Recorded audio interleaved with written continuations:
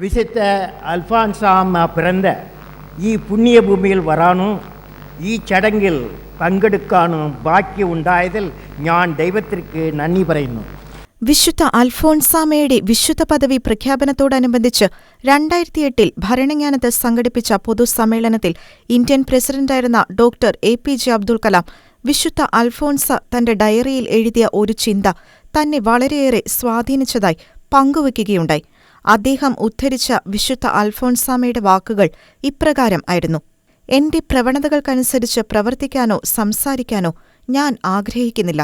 ഞാൻ വീഴുന്ന ഓരോ സമയത്തും ഞാൻ പ്രായശ്ചിത്തം ചെയ്യും. ആരെയും അവഗണിക്കാതിരിക്കാൻ ഞാൻ പ്രത്യേകം ശ്രദ്ധിക്കും. ഞാൻ എപ്പോഴും മറ്റുള്ളവരോട് മധുരമായി സംസാരിക്കും. എന്റെ കണ്ണുകളെ കണിശതയോടെ ഞാൻ നിയന്ത്രിക്കും. എന്റെ ഏറ്റവും ചെറിയ തെറ്റുകൾക്ക് പോലും ദൈവത്തോട് ഞാൻ മാപ്പു ചോദിക്കുകയും പ്രായശ്ചിത്തത്തിലൂടെ പരിഹാരം ചെയ്യുകയും ചെയ്യും. എന്റെ സഹനങ്ങൾ എന്തു തന്നെയായാലും ഞാൻ ഒരിക്കലും പരാതിപ്പെടില്ല. എന്ത് അപമാനം ഏൽക്കേണ്ടി വന്നാലും ഈശോയുടെ തിരുഹൃദയത്തിൽ ഞാൻ അഭയം കണ്ടെത്തും.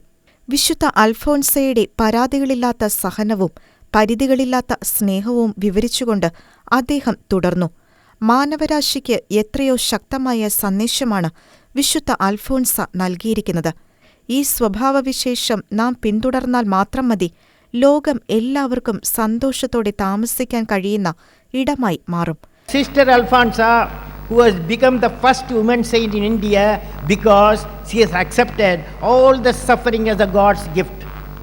The value of suffering as a repetition for sin and for a change of heart is emphatically reasserted in the life of Blessed Alfonsa. What a powerful message Saint Alfonsa has given to humanity. If only all of us can follow this trait, the world will be a happy place to live for everyone. വിശുദ്ധ അൽഫോൻസയുടെ ജീവിതം ആഴത്തിൽ പഠിച്ചാൽ സഹനങ്ങൾ ദൈവദാനമായി അവൾ സ്വീകരിച്ചെന്നും ലോകത്തെ അവൾ പരിത്യജിച്ചെന്നും നമുക്ക് കാണാൻ കഴിയും. അവൾ ആഗ്രഹങ്ങളെ പരിത്യജിച്ചു. മറ്റുള്ളവർ അവളെ ചെറുതാക്കിയപ്പോഴും കുത്തുവാക്ക് പറഞ്ഞപ്പോഴും ആ സഹനങ്ങളെല്ലാം ഒരു ചെറു പുഞ്ചിരിയോടെ അവൾ സ്വീകരിച്ചു.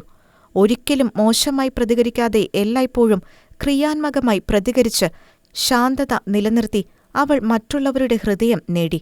വിവാഹിതരായ ദമ്പതികൾ ഒരു മോതിരം ധരിക്കാറുണ്ട്, എന്നാൽ കന്യാസ്ത്രീകൾ മോതിരം ധരിക്കാറില്ല. എന്നാൽ ഈ കന്യാസ്ത്രീ ഒരു മോതിരം ധരിച്ചിരുന്നു. അവൾ പറയുന്നതുപോലെ സഹനമായിരുന്നു അത്. അവൾ സഹിച്ചു. നിശബ്ദമായി അവൾ സഹിച്ചു. സഹനത്തിന്റെ വേളകളിൽ അണിയാൻ കഴിയുന്ന ഏറ്റവും നല്ല ആഭരണം നിശബ്ദതയാണെന്ന് അവൾ അറിഞ്ഞിരുന്നു. ഞാൻ വിശുദ്ധ അൽഫോൻസയുടെ മണ്ണിലായിരിക്കുമ്പോൾ എല്ലാ സഹനങ്ങളെയും പുഞ്ചിരിയോടെ സ്വീകരിച്ച വിശുദ്ധ അൽഫോൻസയുടെ ഗാനം എന്റെ ചെവികളിൽ മുഴങ്ങുന്നു. ആ ഗാനം ഇപ്രകാരമാണ്: എനിക്ക് എന്ത് ദാനം ചെയ്യാൻ കഴിയും? ദാനം ചെയ്യുന്നതിൽ ഞാൻ ക്രിസ്തുവിനെ കാണുന്നു. അദ്ദേഹം തുടർന്നു: നിങ്ങൾ ദൈവത്തെ അനുകരിക്കുന്നവരാകുവിൻ. ക്രിസ്തു നിങ്ങളെ സ്നേഹിച്ചതുപോലെ നിങ്ങളും സ്നേഹത്തിൽ ജീവിക്കുവിൻ. അവിടുന്ന് നമുക്കുവേണ്ടി സുരഭില കാഴ്ചയും ബലിയുമായി തന്നെ ദൈവത്തിന് സമർപ്പിച്ചു എന്ന ദൈവവചനം വിശുദ്ധ അൽഫോൻസ സ്വജീവിതം കൊണ്ട് ജീവിച്ചു കാണിച്ചു. Bible verses: Since you are God's dear children, you must try to be like Him. Your life must be controlled by love, just as Christ loved us and gave His life for us as a sweet-smelling offering and sacrifice that pleased God. Saint Alfonso has lived to this ideal of the Bible. വിശുദ്ധ അൽഫോൻസാമ്മയുടെ ആഴമേറിയ സ്നേഹവും സഹനശീലവും എളിമയും ദൈവഹിതത്തോടുള്ള സമർപ്പണവുമാണ് അവളുടെ വിശുദ്ധിയുടെ പരിമളമായി മാറിയതെന്ന് ഓർമ്മിപ്പിച്ച ഭാരതത്തിന്റെ മുൻ പ്രഥമ പൗരൻ വിശുദ്ധ അൽഫോൻസയുടെ അനന്യ സവിശേഷതകൾ അനുകരിക്കുന്നവരാകണമെന്നും അന്ന് വ്യക്തമാക്കുകയും ചെയ്തിരുന്നു.